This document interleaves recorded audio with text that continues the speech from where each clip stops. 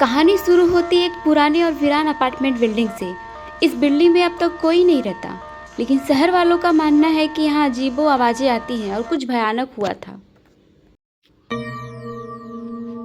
यहाँ आती है हमारे मुख्य किरदार इन्वेस्टिगेटर, जिसे ये जगह जांचने का काम दिया जाता है। उसका काम है पता लगाना कि क्या ये बिल्डिंग सच में हॉन्टेड है या सिर्फ अफवाह है। वो अकेले अपने कमरे और टॉर्च के साथ बिल्डिंग में प्रवेश करती है और धीरे धीरे उसे पुराने कमरे में टूटी फूटी दीवारें और अजीब सी ड्राइंग मिलती है।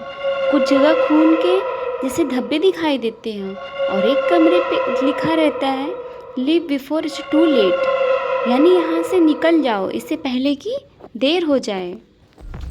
वे जैसे जैसे बिल्डिंग में आगे बढ़ती है उसे लगता कोई उसका पीछा कर रहा है। कभी कैमरे में शैडो दिखती है, कभी दरवाजे अपने आप बंद हो जाता है। एक कमरे में उसे एक बच्ची की डायरी मिलती है।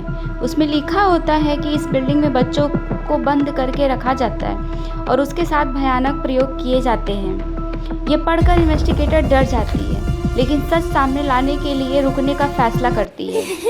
धीरे धीरे उसे दरवाजे सुनाई देने लगती है, रोने की, चीखने की और कभी हंसने की। वो अपने कैमरे में सब रिकॉर्ड करती है, लेकिन असली डर तब शुरू होता है जब वह तहखाने में जाती है। तहखाने में उसे बहुत सारे छोटे छोटे कमरों का जाल मिलता है, वो जगह जहाँ बच्चों को कैद करके रखा गया था। दीवारों पर खरोच के निशान बने होते थे, मानो किसी ने भागने की कोशिश की हो। अचानक उसे एक बच्ची का भूत दिखाई देता है। वो बच्ची रो रही थी और कहती, माँ मुझे यहाँ से निकालो। इन्वेस्टिगेटर डर के मारे भागती है, लेकिन दरवाजे अपने आप बंद हो जाते हैं। अब पता चलता है कि यह बिल्डिंग बच्चों की आत्माओं से भरी हुई है, जो वहाँ फंस गए और कभी बाहर नहीं निकल पाए। भूतिया बच्चों के झुंड से घिरी इन्वेस्टिगेटर कैमरा गिरा देती है और चीखते हुए ब्लैकआउट हो जाती है। अगले दिन पुलिस को बिल्डिंग से उसका कैमरा मिलता है, लेकिन इन्वेस्टिगेटर का कोई अता पता नहीं। कैमरे की रिकॉर्डिंग देखकर सब हैरान रह जाते हैं, क्योंकि उसमें साफ दिखता है कि वो बच्चों की आत्माओं से घिरी हुई थी। फिल्म यह ख़त्म हो जाती है, दर्शकों को ये सोचने पर मजबूर कर देते हैं कि क्या वो औरत मर गई या अब हमेशा के लिए उन भूतिया बच्चों के बीच कैद हो गई।